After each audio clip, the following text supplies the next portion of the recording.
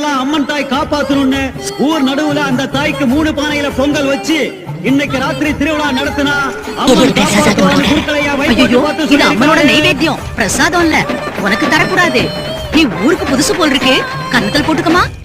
அம்மன் தாயே, நான் செய்யறது தப்பா இருந்தா என்ன ஏதாவது செய்.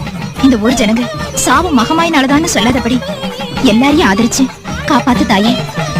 இத வாங்கிங்கம்மா. பாரு, இந்த வேப்பல தண்ணிய ஒவ்வொரு வீட்டு வாசப்படி மேல தெளிச்சுட்டு மேற்கெல்ல வரையில போய் மிச்சத்தை ஊத்திட்டு வா. ஒரு வார்த்தை சொல்லாம வந்துட்டேனே, நீ சொல்லிட்டு வந்து.